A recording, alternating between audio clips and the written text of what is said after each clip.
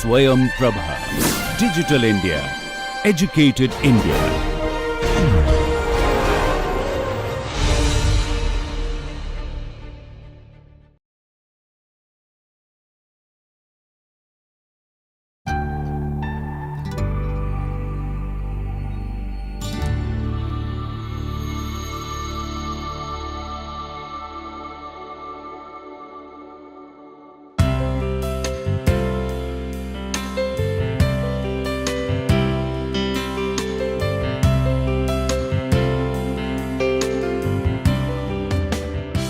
Welcome to the course, Disaster Recovery and Build Back Better.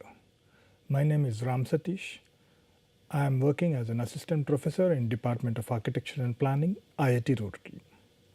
Today, we are going to discuss about the production of refugee place in time in the case of Tibetan refugees.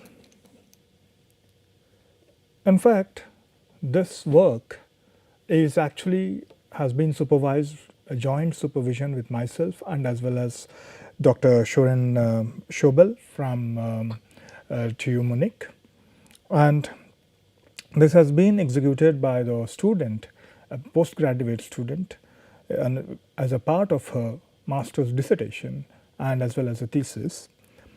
So this is the title, Production of Refugee Place in Time, the case of Tibetan refugees, which has been developed by my student Indu Shaji, and this particular piece of work has also been presented at London Centre for Interdisciplinary Research as a paper.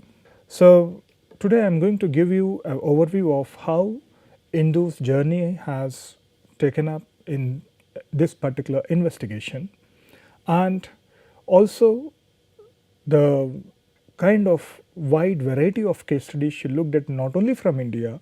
As a part of DART Scholar, she also executed some more case studies in Germany and in European continent, and how as a collective understanding how the refugee displacements can actually produce place and how they eventually get transformed with time, and what kind of meanings are developed by the communities in varied context. Coming to the refugee scenario, we have about, the statistics talk about 68.5 million which have been forcibly displaced worldwide as a result of conflict, as a political turmoil, as a result of persecution or any kind of generalized violence. And this is all, we are having the statistics. As per the UNHCR's mandate, 19.9 million refugees, and out of which 5.4 million Palestinian refugees and UNRWA mandate. And there are 40 million internally displaced people and 31 million asylum seekers. Coming to this is a global scenario, and in India we have about nearly 20 lakhs 9,234 people of the concern, out of which we have about 52%, more than half of the refugees in India are Tibetans, which is about 1,10,000. I'm sorry, this is 2,09,234. Now, when we talk about the refugee, the context of a refugee and his or her settlement process, so we have two questions. One is an assimilation process, and with the multiculturalism, whether it is a segregation or an integration part of it, because a refugee or an asylum who is coming from a different cultural context, different political context, different development context and different social context, and he tried to get accommodation in a different context. It is completely different from the host aspect of it, and how one can, in that process, how one gets segregated and also how gets one integrated is the biggest question. So as per the UNHCR, it talks about the voluntary repatriation, the local integration and the local resettlement. So out of all these segregation and integration models, which strategy is the best and how it differs in different cultural context. And a lot of organizations working with the refugees are working on this option of how we can better integrate and reduce the conflicts in the host and as well as from the humanitarian point of it. So in this work, Hindu have adopted Lefebvre's theory of production of space, because this is one of the sociological component where Henry Lefebvre talked about three different ontological positions of place, how it gets transformed. So the first aspect, when he talks about the perceived space, which is the space which has been produced by the spatial practice of all the users of a space. So you can talk about whether it is a vernacular process of it, whether it is a habitual process of how perceived space, because there is some kind of attachment to it. Whereas the conceived space, it is space produced by the visionaries, whether it is the planners or the political decision makers, or it is based on the knowledge on the ideologies of the visionaries, how they want to perceive this place, how they want to conceive this place. The third aspect, which is talking about the lived space, as the people tend to live at a particular place, that is where an invisible degree of people's attachment to a certain place. So they develop certain emotional attachment to a place, they develop a sense of belonging to it. So where the habit in the habitat, how it is reflected in the form of their belief systems, how their daily behaviors, their understanding of the place, their legible concerns, all will put together in a form of a lived space. And this particular theory of production of space has been widely used from different researchers, varying from sociologists, planners, urban designers, and even the people working in the housing segment. So they have adopted this particular theory. So here, because we are talking about a refugee context and a displacement where the whole context has been reversed out, and how it is programmed in time, and how it has been manifested, how it has been shaped and reshaped. So that is where we thought this theory is most useful to understand this. Where we have the actual theory about, he also talks about the absolute space, which is where the perceived space, where there is a vernacular context, and then which is followed up with the conceived and the lived processes, which makes as an absolute space. In the abstract space, that is where the conceived space take over it, and the visionaries and their ideologies direct the whole program out of it. And that is where, but whereas in the differential space, when the time moves on, and then how different priorities and different conflict setups are adapted, and how a differential space is produced, that along with background of your home attachments and as well as the present context, the lived space responds to it. So as a part of the DAD scholarship, she also got an exchange program in TU Munich, and she have visited some of the cases of the displacement cases in the Germany as well, and Paris, and where she have visited all these in Hamburg, Paris, Jaffna. So I'll briefly go through each of these cases very quickly.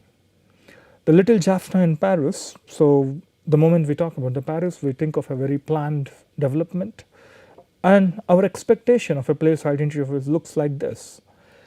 But the little Jaffna, where the reality is this, it is looking like any other supermarket, bazaar, or a bazaar in an Indian context, where you have the hoardings, where you have the localized products which is suitable for that particular community needs, and even the festivals, the rituals, the religious belonging is also brought in a foreign place. In terms of how it is reflected in the buildings or the built forms, we think about the temples in Tamil Nadu, which we call as the kovils, but how they are reflected back in a foreign context. So the facades have been manifested in such a way that they reflect the identity of the religious identity of that particular community.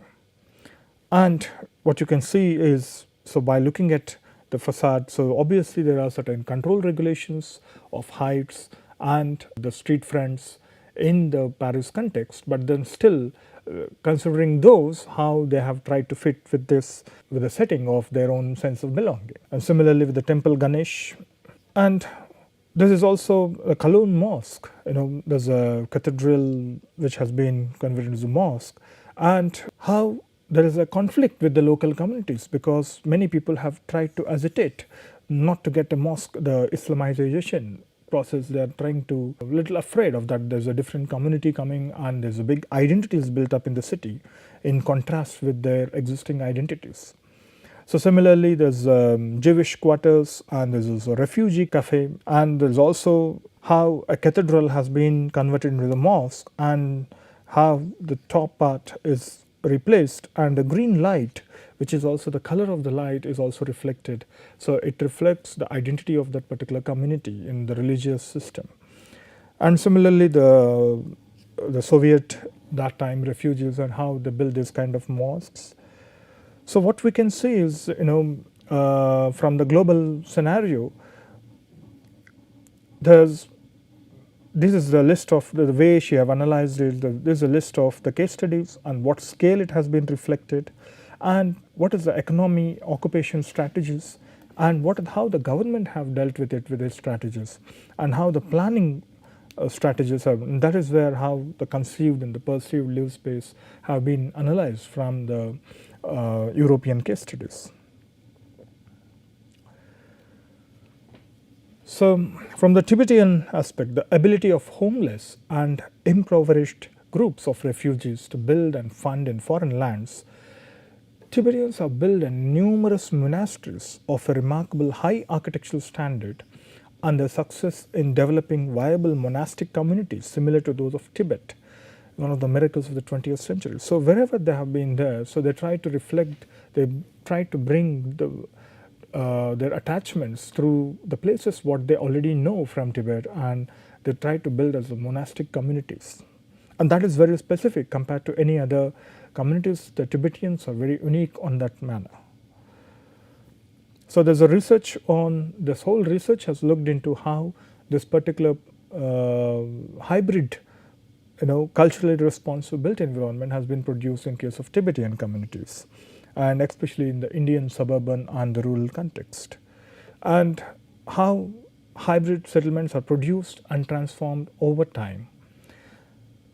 What is the relationship between the cultural and the built environments in a hybrid settlement, and how the theoretical understanding of this production of space, the Henry Lefebvre's space, could be relooked in a refugee context, and how it could be understood, how it becomes a framework, how it sets a framework to understand the refugee places, and how they have been produced in time. So there's all, when we talk about cultural identity, there's enough of literature we have from the anthropologists, and how from the geographers and the various sociologists who talked about building the identity. And based on that such literature review, so this investigative framework looks at this, the sociological component and the anthropological component of it, the fundamental social structures which have again the family kinship and the gender laws, and politics and belief system, whereas the economics and livelihood and geographical conditions, and what are the reinforcing structures which, like language, shared experiences, and the collective memory, how it gets transformed. And then she built on the whole set of it. One is the sociological component of it, and which actually talks about the structures which create identity. And when we talk about the assessment of transformation with respect to research variables, we have the cultural geography and the time are the main variables. The moment the context is different, how it is changed. The moment the time varied, how it has reflected in space and time. And that is how this whole framework, the first generation, second generation, and the third generation. So we looked at the whole sequence of time, how people have adapted to it. And when we talk about the methods of inquiry, there is the oral testimonies, the visual data, the morphological studies, observation and the expert advice. So like that, there's a whole set of larger framework which has been looked at it. So when we say how hybrid settlements are produced, one is what did they bring from Tibet and how much did they adapt. Here the cultural identity of Tibetans, when it gets mixed with the built environment in India, and that is where this is produced the hybrid Tibetan settlement, because they borrow from each other, and that is how a new meanings are produced. So when we talk about the land of Tibet, culture and architecture, so in Lhasa, this is how we see the Lhasa, the very narrow streets and the adobe constructions and the huge monasteries of the Tibetan architecture. So there is a Tibetan cultural environment. When we talk about the geographical conditions, it talks about the cold desert climate and high altitude Tibetan plateau and the arid topography and a very scarce vegetation. This is how the typical Tibetan landscape is all talked about. The family, kinship and gender, they have a kind of polyandry system where there has one wife and 2-3 brothers marry the same. And whereas the political administration, where the religious leader is considered as the Dalai Lama, who is also the political head, and there's a religion has played an important role in the Tibetan society. And again, economy and livelihood, they are basically the farmers, barley, wheat and handicrafts and potters, the skilled labor. And in terms of education, they have about the monastery, mostly Tibetan institutions and a few secular schools.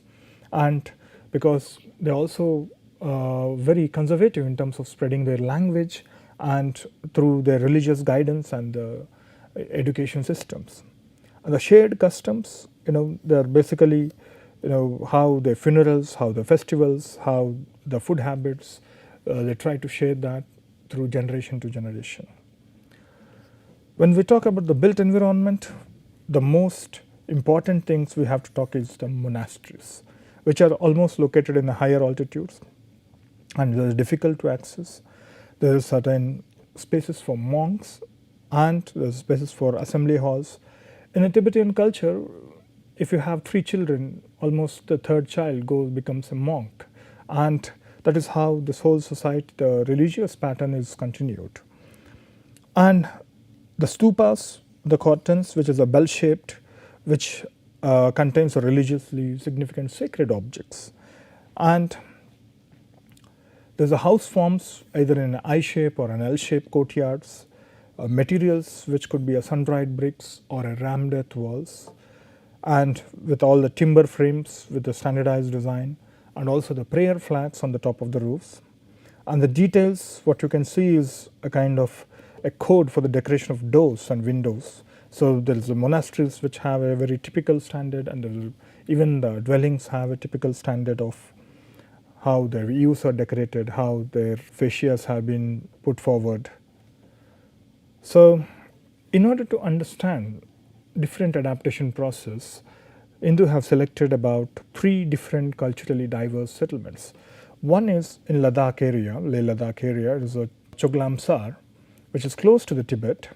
The second one is Clement Town, which is in a kind of urban locality near Dehradun.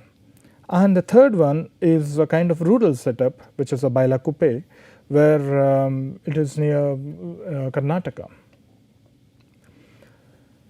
So if you look at these diverse settings, one is Sangmo village, which is the Tibet, which is in the cold desert area, which is close to the Tibetan landscape. Choglamsar as well, they are very much close to what they belong to.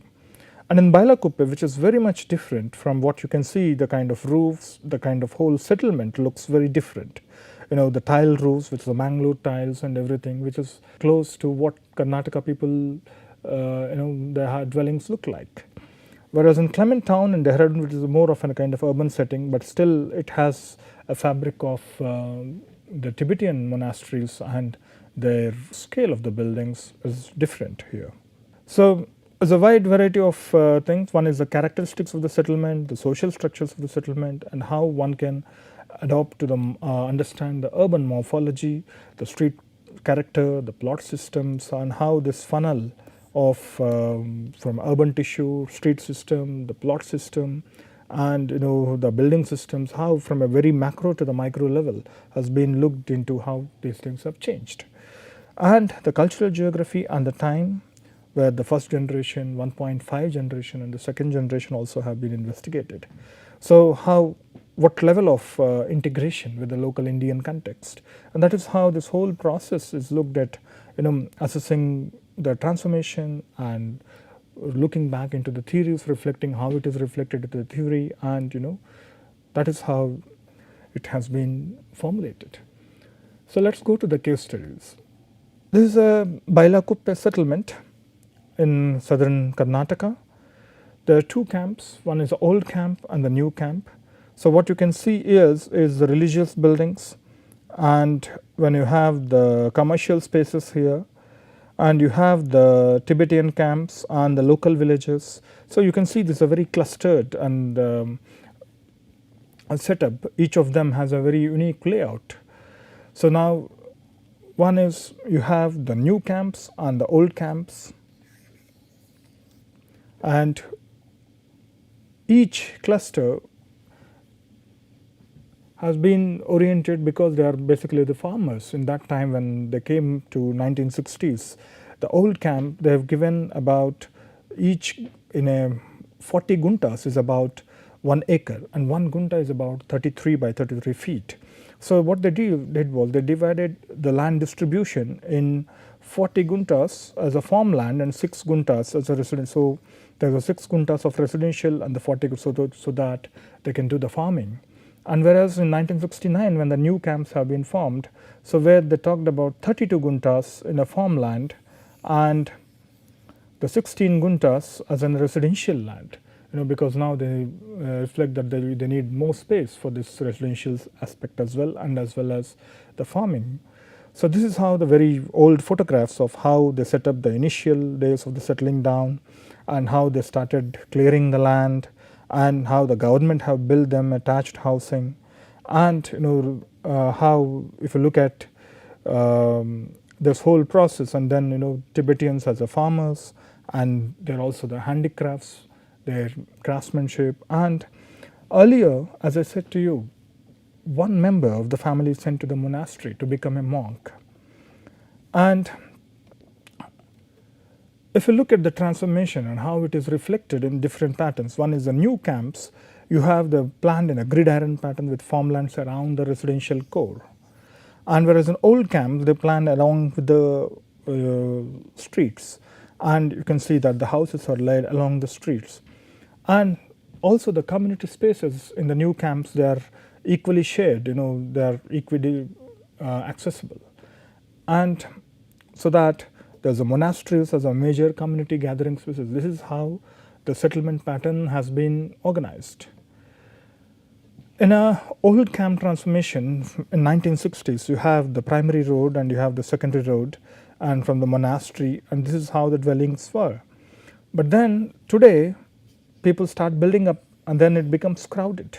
So they started occupying next to that places, and then that is how it becomes a kind of crowded space. Even in the new camp, you can see this is how the original part of it, and then now today what you can see is the black. The whole expansions have taken place even in the new camp.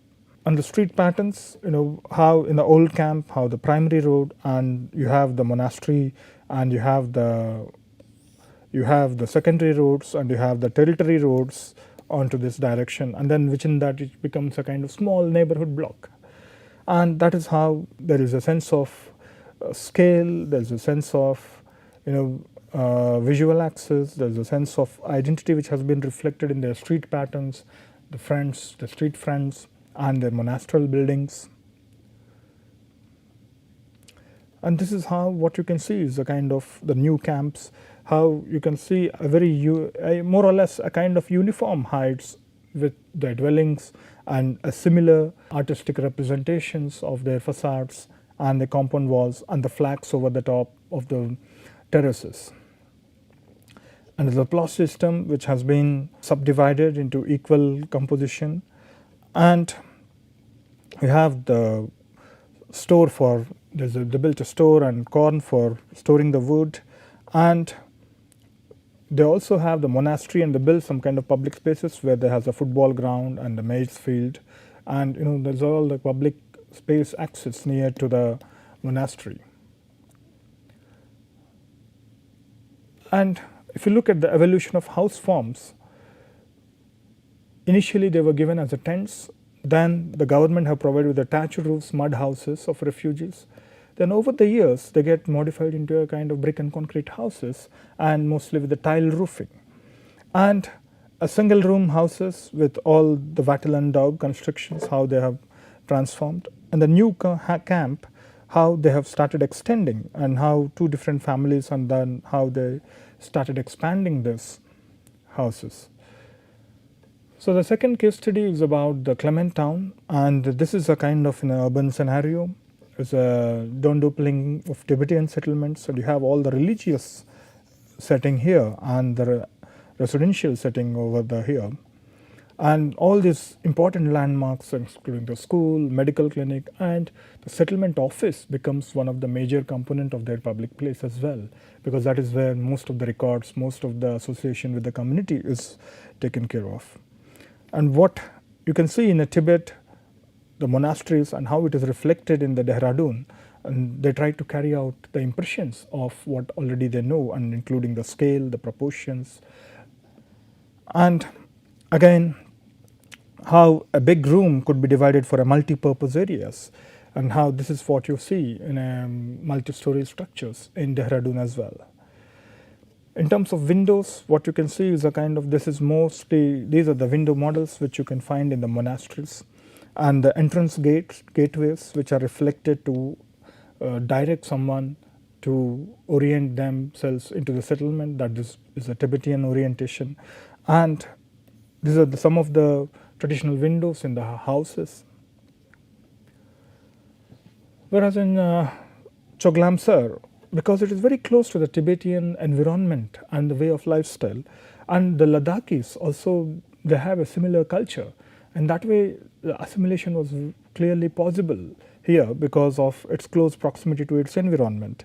And even here the whole camp have set up along with the river, along with the canal and the rivers, and here also the whole setup of Camp 1, and initially this is from the mental map she could able to procure that this is how the camps have settled, and then later it has expanded, and you have the educational spaces, and you have the Central Institute of Buddhist Studies, and they have the community spaces all around.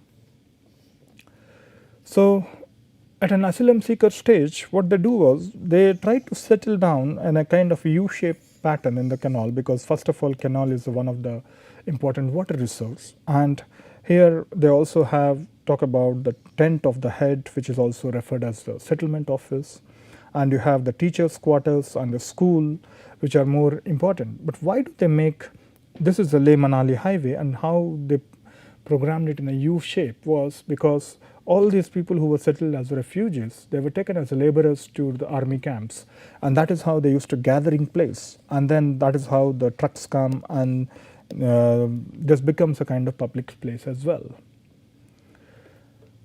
So in the first and second 1.5 and third generation, we can see a very good important response, that how they still aspire to go back, the first generation, because they still lives within those memories of what they have when they have come back from Tibet. And in the first and the 1.5 and second generation, they are very much integrated with the system, with the topographical differences, and they could able to better integrate with the Ladakhi community and understand, so including the language similarities and the cultural similarities, they were able to integrate better. Whereas in the third generation, obviously they also we have a kind of mixed response, where they also want to go back to Tibet, and someday that they hope that they go back, and also in terms, it is reflected in terms of their wearing a traditional dress, their living patterns. So there's a wide variety of responses. So today, this is how the traditional patterns look like, and you have the Dalai Lama's residence, and where they have the open space. They celebrate the Dalai Lama's birthday and they gather in different tents. What you can see here is this is how the Dalai Lama's residence, and then these tents, they come in a clusters. They spend 2-3 days there and they celebrate different activities. So this is how there's been a transition of Bailakuppe, Clementtown and Choglazar. So what you can see in the moment the context is different, and here the whole, it is reflected from its built form as well. And then there are two aspects. One is taking the structures that create cultural identity, and one is the cultural continuity, what they have continued, what they have brought back from Tibet, and what they have adapted here. So like that, like for example, the polyandry, which has been a tradition for them, but that has been discontinued in these two cases. But whereas in Choglazar, which is close to the Tibetan, in some cases they have partially continued. So again, an important practice of monk practice with the family, sending a person from the family to become a monk, has been discontinued. And the monks have been migrated from other places, it is not just from the same place. So like that, there has been a variety of changes from different categories. Of course, I am not going through each and everything, but I am just flipping through that this is a kind of framework to set up, to get an understanding of what they have continued and what they have adapted here. And similarly, the education, how the monasteries have re-established from Tibet, and then the religious education have been continued. And in the educational schools, given importance for cultural continuity, and the language and discontinued hierarchy in social class and equality in the social class, how the plot distribution is also reflected through bringing the equality in the social classes. Similarly, they have the monasteries, we have the built form in general, and how they have changed, over the, this is a kind of framework, how she put the data in different pockets of explanation. And there's the house form, materials, how they have changed. Now today in sun-dried bricks and rammed walls, they're completely absent in both the cases. But whereas here it was present because it was locally available and the local climatic conditions. So this is a kind of very summary of applying the whole framework in one big sheet. Of course, it's not legible now, but at least it will get an idea of how on one side we have the structures that create the cultural identity, on the other side we have how it is reflected in the spatial structures. And to summarize the whole findings, this is how hybrid settlements of Tibetan refugees are produced. One is the spatial component, what they know, what they have in built environment Tibet, and when the political turmoil existed, then that is where the refugee settlement built by the Indian government, and gradually how they adapt to the new built environment, that is where the conflicts arise. And with this long run process, how an adaptation stage was create a hybrid settlement. In a cultural component, the Tibet, which they know the environment of their origin, and that is what they reflect with the absolute space, because that is what the perceived space, what they already know. But here, the asylum seeker stage, that is where the host environment is providing certain conceived space. That is where conceived space is taking forehead of it. That is called an abstract space. And with that, people started adjusting with this, and that is where they interacted with the host community, and that is where conflicts arise. This is where we talk about the conflicted space. And gradually, when things get adapted, when the generation moved on, and how they accustomed, how they adapted, and how they continued their practices, that is where a differential space comes. So this is how the whole theoretical understanding has been done. And then again, how this whole transformation has an impact on the built environment. You have the various hierarchy of spaces, tree system, plot system, buildings, materials, and then how the production of space has been described in various concepts, and what are the drivers of these transformation. And what is the relationship between the cultural and the built environments in a hybrid Tibetan settlement? One is the change in the livelihood settlement, and how it is influenced by the geography and the way host community is living. So that is where in Ladakh it is very much close to what they used to live in Tibet. Equality in social class system because it has been attained through equal plot distribution. So that is how you can see that three different and visual character of places, how the festivals are celebrated, how it have changed, how they have integrated, and the active community life and the bonding, how these places are providing. And what is the relationship between the cultural and built environments in a hybrid Tibetan refugee settlement? So cattle shirts now discontinued or reduced an occupational shift. Handicrafts are now factory manufactured because of the tourism industry coming into the picture, and restaurant typologies have developed because tourism has a major influence in terms of food habits. And then funerals, earlier they were having a different process, and now they are doing a cremating. This is where they require a crematorium spaces. And similarly, the theocratic government has been changed to democratically elected. So there is no, at least in Dalai Lama, there is no residence of this Dalai Lama and things like that. So like that, it has also reflected in the economic status and monastery house forms. So what we observe here is the house forms have changed drastically, but monasteries has retained because the religious significance played an important role in the Tibetans. So this is how what we can see is the settings of at a settlement setting, how it is at a monastery setting, at a dwelling setting, how it has varied from a different context and how it is reflected.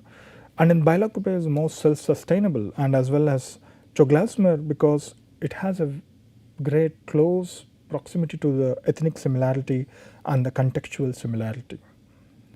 So but here there is a lack of land availability and the less active community spaces because there is a pressure of the urban development as well. So some of the major drivers were the religion, climatic context, economy, tourism, education system, and how they transform the place.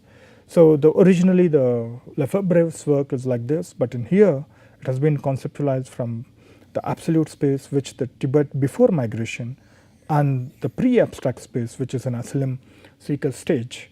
And then this is where the permanent settlement process from the abstract and the conflicted and the differential space. When we know properly that in order to avoid this conflicted space, if you actually understand this better, that can actually bring the lived space more carefully so that we can reduce the conflict stage so that they can easily adapt and they can easily continue certain things, and at the same time it is a benefit for both the communities. I hope this helps you a better understanding of the displacement of refugees in a Tibetan context.